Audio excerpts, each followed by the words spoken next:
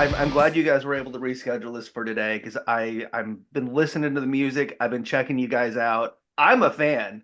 I Well, thank you. yes. I'm gonna be honest though, I wasn't super familiar with your music or your band before Shauna reached out to me about doing the interview. And anytime that happens, I always like, let me check it out first just to make Yeah. sure. Just to make Uh, sure they're good. just 30 seconds in, I'm like, let's fucking go. Let's do it. Oh, awesome. That's so cool. Thank you. Of course, yes. And I've been checking everything out. I love what I'm hearing, but the new song has been out for a couple weeks now, I think. Yeah. Lifeline. Oh, so we're Oh, so excited. This one's been a long time coming. It was the first song in the studio that we recorded. Well, first song that we wrote in the studio, I should say. And then we recorded the music video for it, I think July last year.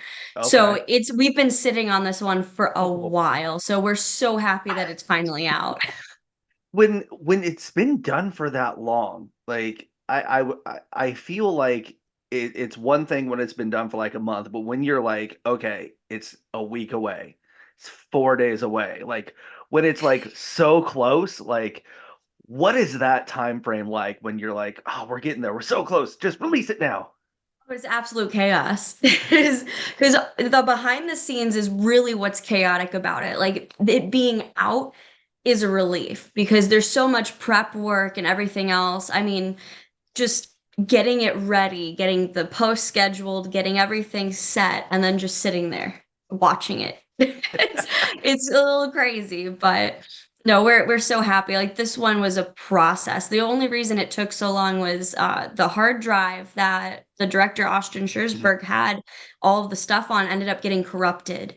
So fall of last year, because we recorded it and he had like a month and a half before he could actually get to it. So by the time he got around to working on it, he realized that the hard drive was corrupted. So he had to go off and fix it and everything. And then he didn't want to worry us. So he waited until he got it figured out to then tell us, by the way, this got corrupted Oh and I man. fixed it. So that was last fall, last winter.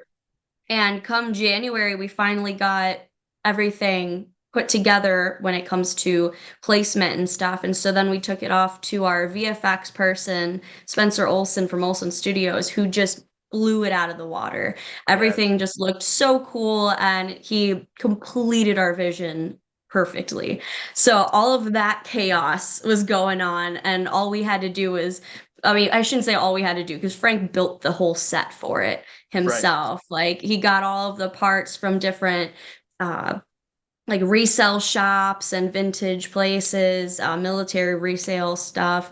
And so he got himself the jumpsuit, the breathing apparatus thing, and like the helmet and all of the patches that we did, all from like a supply store.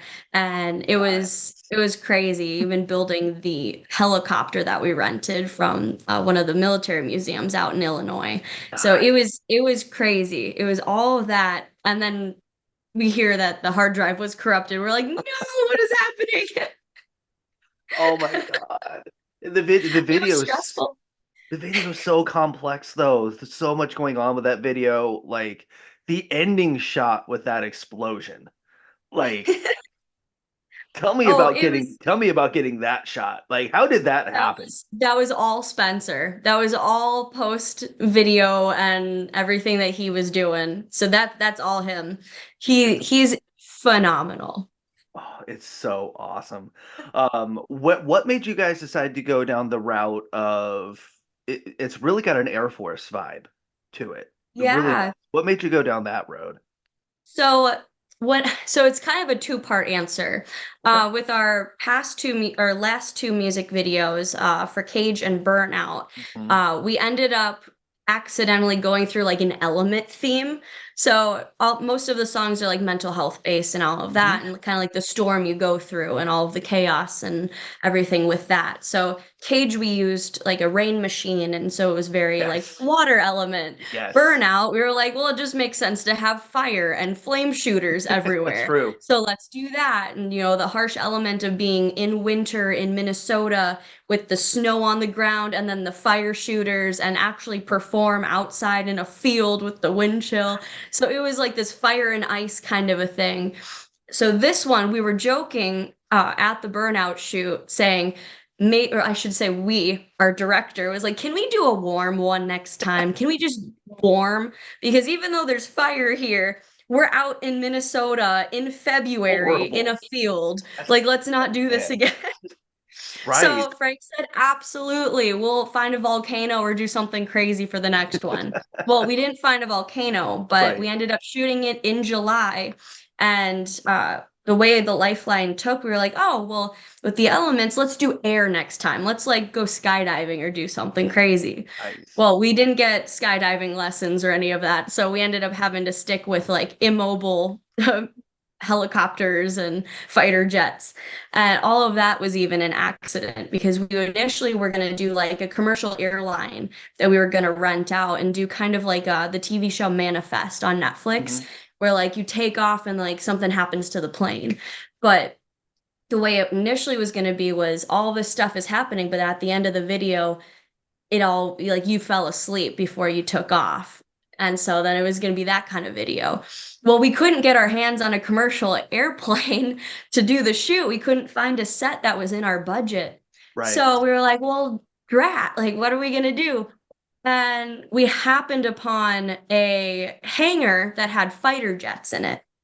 And we were like, okay, well, we're strong, advocates for mental health, for Hmm. military suicide awareness as well. So we're like, this is perfect. The song is literally about the war battle you have to fight within yourself. And we're like, let's do that. Let's go to battle for this one.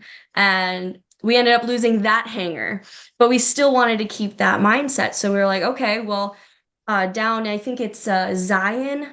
Oh, I'm forgetting the city, but in Zion, Illinois, I'm just going to Oh yeah. say that Yes. they have the Yeah. Russell Military Museum. And so Hmm. we went over there and we're like, hey, is there any way we can get our hands on like a helicopter or a fighter jet? And he was like, well, I have one fighter jet I can let you in on. And I'll open it up, I'll put the gauges back in and everything, because this is just his private collection that people were really interested in. So he's like, fine, I'll build a museum and put them all there. So he Right. has just crazy amounts of military like memorabilia, and the helicopter specifically that we used was from Vietnam. It was actually shot down in Vietnam. So we were using a real military helicopter, and he used it for sets. So he cut the cabin off. So we ended up setting up this whole space, tarping off the two ends that were cut off. And like I said, it's July. So it was really hot in this metal tube we were cooking ourselves in. But it was all these elements that brought it together. So Mhm. this was our air element. Right. And so Okay. this is how we brought that all together. But yeah, it all just kind of happened. We're very DIY, so if we can have our Yeah. hands on it, we want to do it ourselves, as low effects as we can. But also with this one, we couldn't get our pilot's license, so we have to fake it at that Right. point. But Yeah, you yeah, can't so know. between yeah, but it was really a fun process to just create this video, and we actually had a lot of people ask if Frank was flying it. Because of how well Spencer put it all together, and it was Yeah. crazy. But Yeah. so that's the only reason that we have it in a plane, is because we just happened to come across this stuff. That's amazing. Oh my God, that's awesome. I love the lyrics. Like I know you guys are huge mental health advocates, which is awesome for me because I've been pretty open about my struggle with that especially, and I feel like it's a topic that isn't for some reason it's not still not talked about enough as much as it Nope. should be, and it really, but these lyrics, like I'm reaching out but no one hears me. There's nothing left to hide, nowhere left to hide from the darkness inside my mind. You talk about the war inside my head. Like it's so relatable. And it's such, I feel like it's a topic that, like, when you really get to talking about it, it's so easy to talk about, but it's hard to get to the point where you talk about that Yeah, at the it's same hard to time. start, but it's Yeah, easy to do it once you get to that point. Yeah. exactly. How hard is it to sit down and start writing those lyrics, though? Especially if you personally struggle with stuff like that, putting yourself out there on such a deep personal level. Yeah, I mean, it's definitely a topic that, friends and family are going through around us. And, being on the road is not easy at times, being an independent artist and trying to make a business out of it.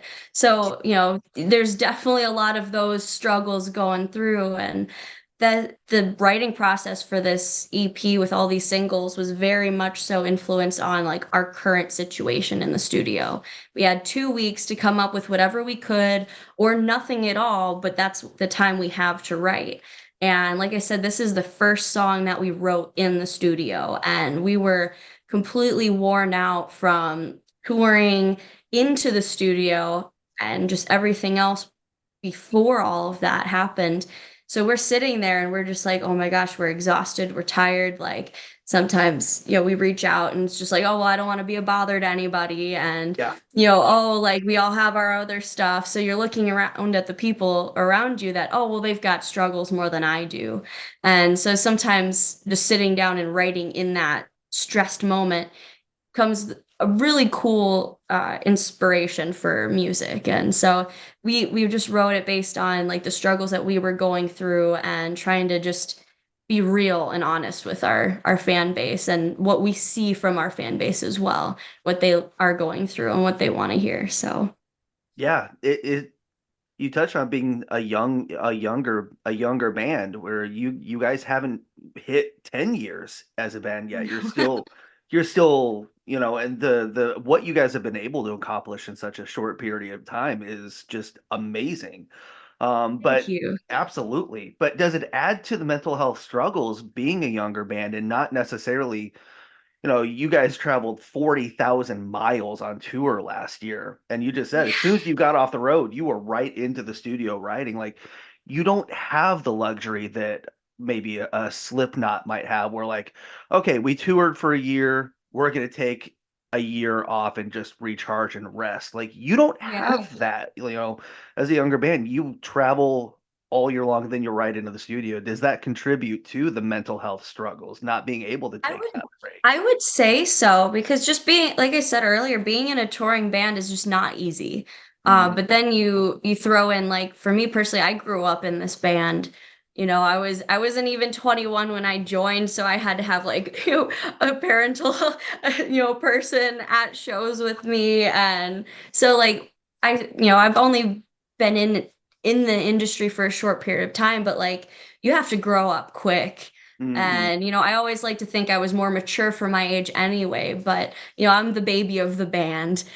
And so it's one of those where like you have to grow up in the industry. And like our producer made a comment to us early on in our sessions with him. And he was just like, if you don't already have a mental health issue that you're going through, this industry will give it to you. And it's so true because there's so many people that have like the biggest hearts and everything, but they struggle so badly. Yeah, And like it's an industry that's pretty cutthroat and it moves really fast. And if you're not moving as fast as it is, then you kind of get left behind. So it's that struggle to keep up and learn quickly, keep on your toes because you don't want to miss out on something. But at the same time, that doesn't leave you enough time to focus on you sometimes. exactly. So that's why like we just try to keep up where we keep on the independent path because at least we're our own bosses. Yes. And so we control, I'm the booking agent for the band, so I'm doing all the things.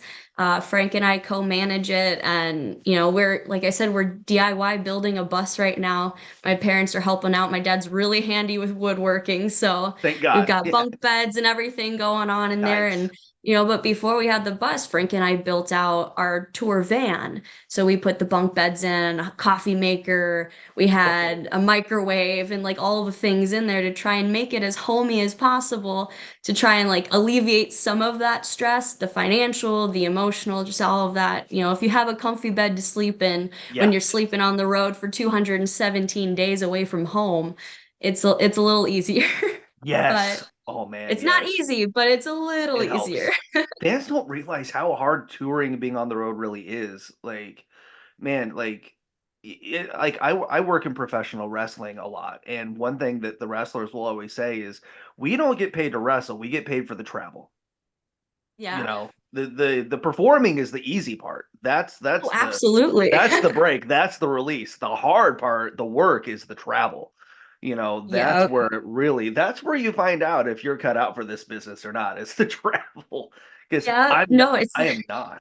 So it's the same thing for bands. Like you yeah. go out on the road, bigger bands, they've got the driver, they've got the merch people, they got the roadies, they got the tour manager. So all they have to do is show up and play, and they sleep while the driver's driving, and the tour manager gets them up on time to go to the bathroom and eat before the show, and there you go, you're all set. But when you have to be the tour manager, the driver, the roadie and everything else. Like the performance is 45 minutes of our like 10-hour shift that Yeah. we work that day. Hmm. Driving's half the work. Then you've got, we're over glorified t-shirt salesmen at the end of the Yes. day just to Yeah. sell our product so we can make it to the Yeah. next show. Please buy a t-shirt if you liked us even a little bit. Like, Right. Yes, yeah. that's where bands make their money now.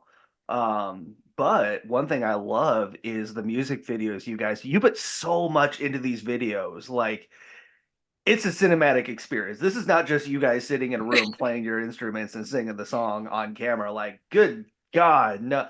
Like with Cage, with the water and the lighting, and then with Lifeline with the Air Force and the airplanes, the everything, and then Burnout with the pyro, which I'm a massive Skillet fan. That video reminds me of Hero so much, which Oh, I I love it. yes, absolutely love. Your guys' videos are so much fun to watch. How much work do you put into just writing out what the video is going to look like? It's definitely a process. Like I give Frank full credit for all of the music videos so far. But we sit down as a band and we're just like, okay, well, what ideas do we all have for this song? Like what do we visually see happening with the lyrical content, the musical aspects, everything? What do we want to portray visually to people? And, like we said with Cage, we did with the water because we were like, we don't want to be cheesy with it. We don't want me to be like singing in a cage, like Miley Cyrus in that big bird cage thing. Be like, that's just weird, and I Thank don't you. want to do that. Like, it's a little more BDSM aspect, and we're not here for that. Like, we're just a rock band, man. So we were like, okay, well, rain would be cool. We watched a Yeah. video from Enter Shikari, Mm, and I can't remember which one it is. I think it's The Last Garrison. But the way that the lighting effect was, it looked like he was in a storm, and the band was performing in just this chaotic, like hurricane, tornado, whatever it was. It looked like a storm, that they were playing in. So we're like, that's a really cool vibe for a song that's about addiction and struggling. And let's do that. Like, okay, like, because that's a storm people have to go through. So that's where that whole water element came in because we wanted to have like the lights show up like lightning and this whole vibe of based off of that. And, then we sat down and we're like, okay, so we can do this. This is what's practical here. We can program our lights and do this. And mm, Austin had these really cool LED bar things. And they're like, oh, well, like modern rock uses a lot of like geometry and stuff. So let's put like cool like diamond shape around, Andrew while he's playing drums on his solo stuff and, kind of angle the lights like that. So we, plus in I think Arabic, the almost translates to brilliant diamond. So we're like, so it makes sense. So there we go. That's not why we named the band, but we know all of the translations of Almas now. So that's one of them. We're like, well, this would be cool, a little thing like that. And it just so happened to work out. And but yeah, we just kind of come up with cool little stuff because we don't have a big budget, big production you behind us. can't So tell. You cannot tell at all. thank you. Like, yeah.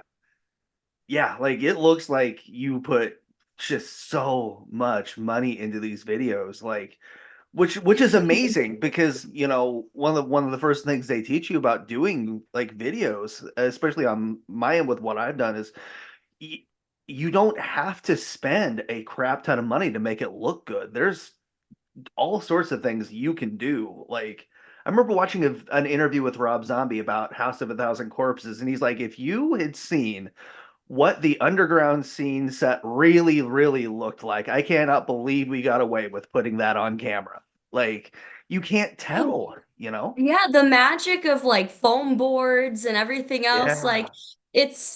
you can make a lot of stuff look really cool if you Yes. just put if you know how to paint it well, or if you know how to do the angles for the shots and everything, Hmm. you can get away with a lot.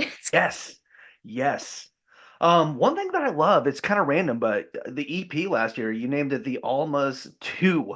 Instead of like this, it's really throwback to me. Back in the day, the bands would always name their second album like number 2, like Led Zeppelin 2. Like I just think that's really cool that you guys did that with the EP title. I love that. Thank you. Yeah. Yeah, we this is our second EP we've put out, and Mhm. we're a completely different band than the first EP that was ever put out, which Right. I mean, bless anybody that can find that one online because it is so, it was a different vocalist at the time. Frank's the Mhm. only remaining member. He's the founder of the band. So he's the only one left from that era. So, we kind of were like, okay, well, this is a new era of the band. This is a new direction. So the Almost Two, this is the second incorporation of us. And there we Right. go. But I mean, a lot of bands are that way though, where like the original iteration of the band is not what you see now. And like so many Yeah. legendary bands, like fans don't realize there may have been another singer before the iconic singer stepped in. I mean, so many of them, it's, impossible to list all of them. It's like, I mean, this Almas lineup is just so good. Like, you guys Thank are you. on fire right now. But I mean, one thing that I think would be really hard is as a young man, you formed in 2016, less than 4 years into the band's career, pandemic hits, and it would be so easy for you guys to just say, well, we tried, we gave it a shot, this is Yeah. not going to work out. You guys kept going. And, how did that help you guys as a band continuing to press on through that time, getting through it, and now being out on the road again, touring and seeing the fans again? But how did that time help the band? Yeah, we are not quitters. We'll just say that. We are very stubborn individuals. And so when 2020 came about, we were actually in the middle of a tour when the country shut down. We're like, oh, I guess we got to go home. Like we can't, we're in the middle of it. We're like, well, that's it. We got to Yeah. just come home and that's that. Nobody knew what was going to happen. And we were like, well, if we're being, if the brakes are on, we might as well make use of our time. So we lost our practice space and we were like, well, we have a small garage, so let's take it right back to the roots and let's Yes. write an album.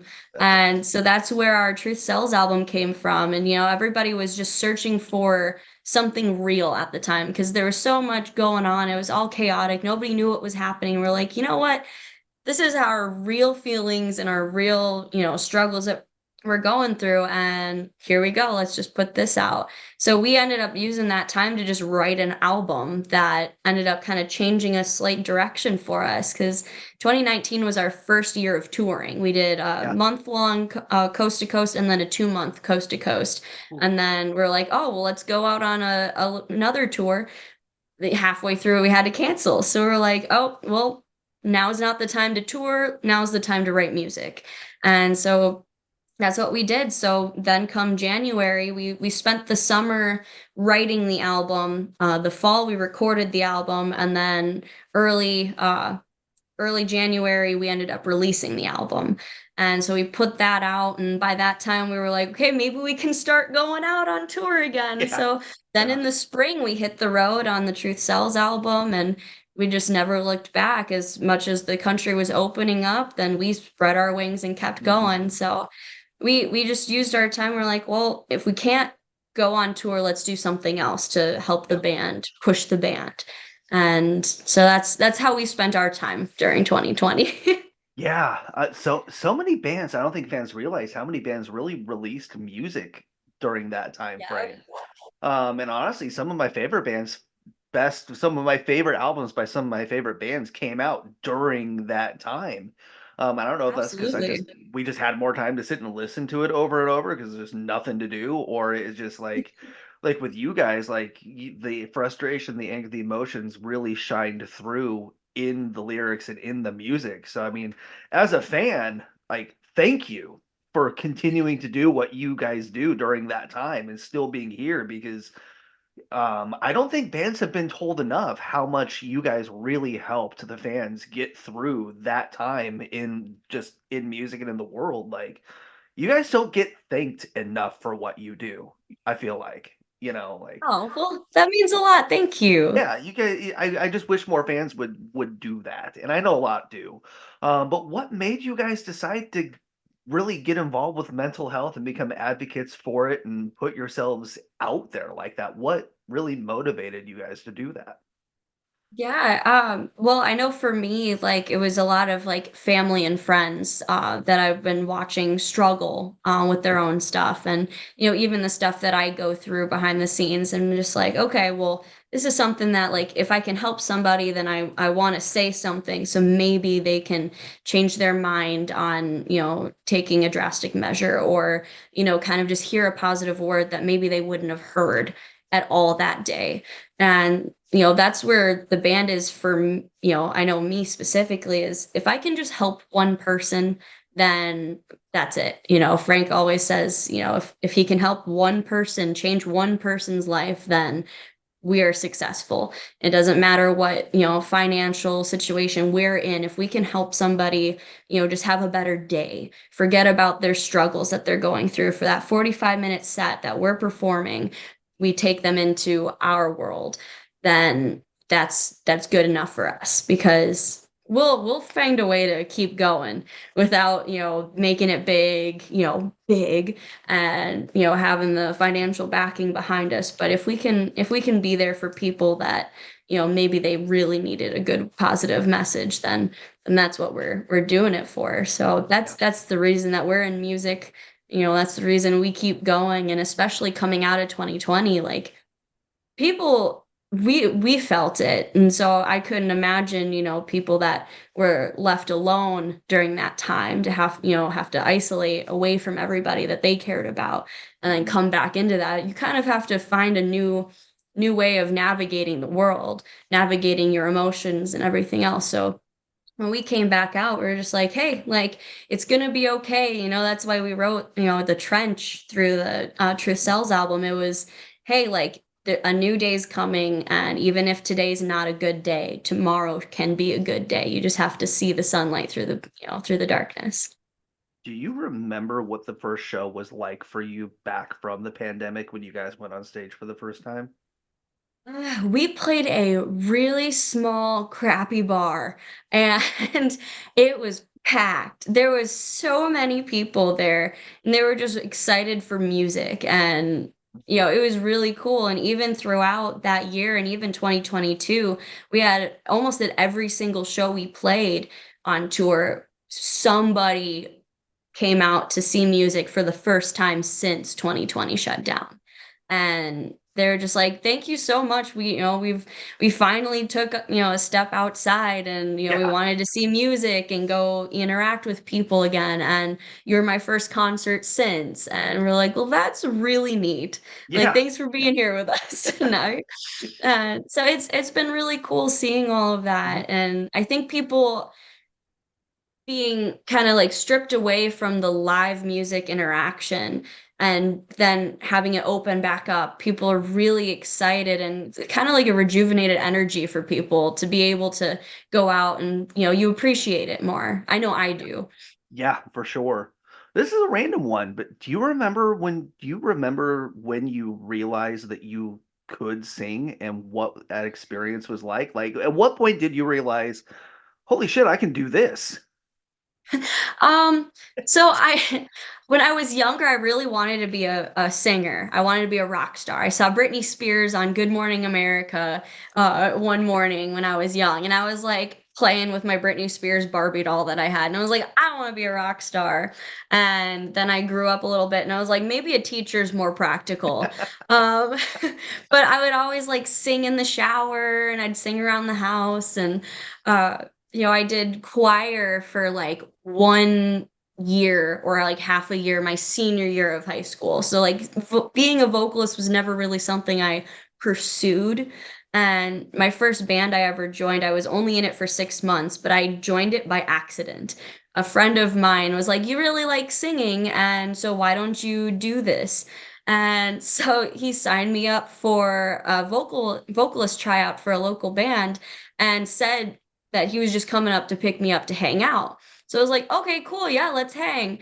And he drops me off for these tryouts and drives away. And I'm just like, what is this? He was like, it's tryouts. Have fun. And so I ended up just singing, Bowling for Soup, 1985, and because I was obsessed with the song. And so I was like, all right, well, I didn't prepare anything. This is the only one that I have memorized by heart. So let's go. And I ended Oh up wow. making the tryout, and I was in that band for 6 months. Our first show was opening for Saving Abel at a local venue. My first time ever holding a microphone, even. And then Saving Abel, I thought was in the tour bus, was actually watching my performance. We ended up direct support for them. Oh So they were wow. just watching it. And, the main guy of the band I was in, made mention a couple different times that this was my first show, my first performance ever. And so they came over and they're like, yeah, you definitely looked like you were scared to be up there, but you have so much potential and like all of this. And so they were Wow. just hyping me up. And I thought that was Wow. really cool. So I was like, okay, maybe I'll keep going down this Yeah. path and we'll see. Yeah. It's But working yeah, I out. no vocal lessons, nothing Wow. vocal in my past, just an accidental tryout, and That's now amazing. I'm here Yeah, with you're most of here. my life being on the road. So Yeah. Can you tell me what the Josie Awards was like last year for you with that experience? You guys won Rock Band of the Year at the Josie Awards? yes, What was that I experience? that was really cool. I've never been to the Grand Ole Opry until then, Yeah. and the first time I go there, I end up standing in the circle. I'm like, it was crazy, and we were there because we were like, oh, this is kind of cool. We get to dress up in the Yeah. middle of a tour and Right? do something fun and fancy, and bring Yeah. our family together and just kind of hang out. And we're like, well, it's nice. It's nice to see all the hard work we're doing be recognized.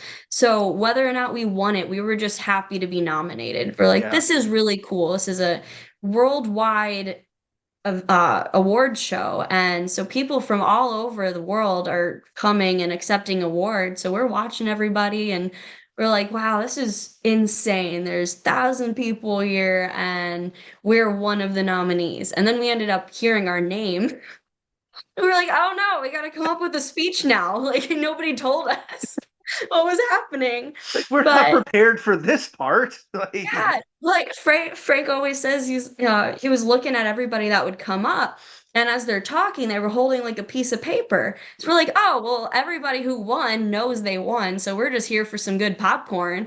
And so I'm just eating popcorn, watching everybody go, and then they say our name, and we're like, oh no, like nobody informed us that we needed to come up with a speech. So we go up and we nominated Frank to be our voice, and we're like, you can do it, yeah. have fun. I'm surprised I didn't trip going up the stairs. So It's you won twice that night then. Like it's a double win. yeah, we were just happy to be there. So Oh my, that's amazing. Like, yeah, and I mean, worst case scenario, if you guys hadn't won, at least it's validation that you guys are doing something right, yeah. getting that. But the fact that you guys won, like, that's just amazing, you know? Yeah. Uh, And I mean, like, even like we really didn't think we were gonna go home with anything. Because we right. were nominated for 2 awards. It was music video for Cage and Rock Band of the Year. And they went through the music video first and we did not get it. And we were like, okay, well, that makes sense. That's fine. Like, whatever. And so we were just like, we're hanging out. We are like, oh yeah, well, we didn't get that one. We are like, we're probably not gonna get Rock Band of the Year. Like, who are we? In the grand scheme of things, this small band out of Wisconsin. Then Mhm. we're like, yeah, we're just gonna enjoy our popcorn and, pretzel bites or whatever we had at the time. And and then we came up to Rock Band of the Year, and the guy that was presenting actually started saying it wrong. So that's when we knew we won. We were like, oh, he doesn't know how to say the band's name. That's us. Like, that's for sure us. No one can say our name right. So we're like, that it's us. Wow, that's crazy. That's man. You guys to wrap it up, you guys finally are hitting the road again here in a couple weeks. And good guy, yeah, you booked yourself into one hell of a schedule. Like at one point, you've Thank got you. 6 shows in a row. At one point on this tour, it looks like holy crap! Like and you guys are going all over the place. You guys aren't just staying in one region. Like you're starting in Wisconsin for a couple of shows and hitting Illinois for a few shows, hitting Wisconsin, then going to my home neck of the woods in Iowa. Have fun. Thank you. Fort Madison does not get a lot of big shows, so that crowd is going to be crazy. I will tell Oh, you they're that so right now. fun. This is, Oh I my think, our yes. maybe fourth time playing Fort Madison at Vinnie's Long Branch, and oh Oh my goodness, nice. They they're party. they're so fun. Because the first Yes. time we were there, like this was before we used to like put paid promotion to our shows Yeah. because we realized that we can't just rely on a venue to promote it. We're like, okay, well, growing as a band, we probably should put money into that. And so even before we would do that, they had just a built-in crowd of people that were just like, we're just here for some Exactly. beers and some rock and roll. And we're Yeah. like, They don't. awesome. Yeah, Let's they're like go. they will go to. For one, I'm in Indianapolis now. I grew up in Iowa for 24 years. So like it when I was there, we didn't get shows. Like you had to go to Des Really? Moines or like Waterloo to go to anything. Like we just didn't get Okay. anything where I'm from. I grew up like 30 minutes from Fort Madison, so like we didn't get shows back then. So now that their bands are coming through, like they will support like they just want music. Like they just want a Oh, good rock. absolutely. They want good music. They will support any good rock band like you guys that comes through because they know they're going to get a show that is worth their money. And good God, they know how to party out there. Holy Oh, crap. yes, they do. The Holy first crap. time we were there, somebody almost knocked themselves out dancing on a bar because one of the Mhm. lights that were hanging there was a little too low for them. Yes. It gets the first show I saw in Fort Madison was Styx and REO Speedwagon, but it was Oh, insane. Like, good God, like it was. I went because nobody would go with my mom to the show, so oh, I went and it was so much fun. oh, But that's awesome. you guys are also like Nebraska, Oklahoma, are like you guys are hitting like every region from the East Coast to the Midwest. So like this looks Yeah. like it's gonna be one hell of a tour for you guys, and it's going Oh, through like the middle of the summer. yeah, it's crazy. And this is only the first part. Actually, yesterday we got the official email. We've got 5 shows that are booked over in the UK right now. So Yes. we're immediately after that Pennsylvania show, we have to Oh, that's like call a week home. later. Oh my God. Yeah, so we're in Pennsylvania on, oh my gosh, I can't remember what day it is. I July think it's like 12th. the I'm looking 12th or at it 13th. right Yeah, the now. 12th. Yes. In So then Gettysburg. the 19th we're gonna be over in the UK. So it's like it's gonna be crazy, but we're Yeah. gonna do it. We had to build a whole new in-ear rack so that we don't have to tear our in-ear rack apart.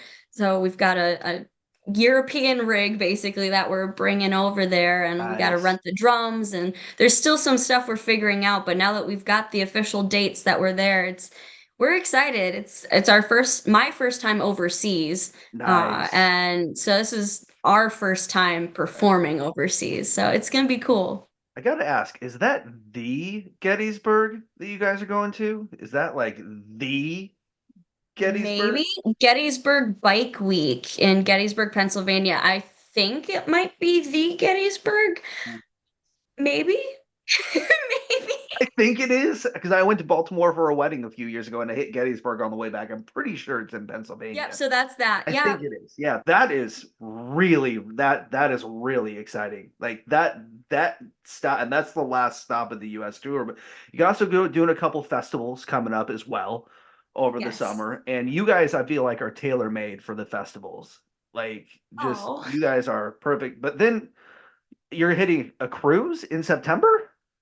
We are. We're booked for a cruise. And so it's a 4 night, 5 day cruise. We only have to play one set, 45 minutes. They're doing it kind of festival style. So they're Okay. splitting up the bands between 3 nights on the cruise. And so we're really excited. That's another new adventure for us. And that'll be our Right. first vacation since 2019, I think. We haven't stopped or taken Yeah. a little section to relax since. So we're You guys have excited. earned it. You guys have more than earned a cruise at this point. Like, Thank you. yes, you guys are one of the hardest working bands, not just on the independent level, but just on any level. You guys work your ass off, and it's so good to see you guys getting the recognition and the success that you guys deserve, that you guys have worked for. It's just really good to see good things happening to good bands that really work hard to deserve it. So, thank you for everything Thank you guys. you. Absolutely. Thank you for everything you do. Thank you for the music. Thank you for putting so much of yourselves into the music because people like me, we need that music. We need this stuff. So thank you so much for what you do. Oh, well, thank you for the kind words. It's so sweet. That No, we absolutely love what we do, and even if it's like I said, just one person that, can reflect on what we're putting out or our performance or whatever, and they enjoy it and it helps them, then that's the whole reason to keep going. So thank you. Thank you. Absolutely. You guys make it worth it. And you guys, your music is on my phone now. I've got it all. I love it. My office at work is going to love it whether they like it or not.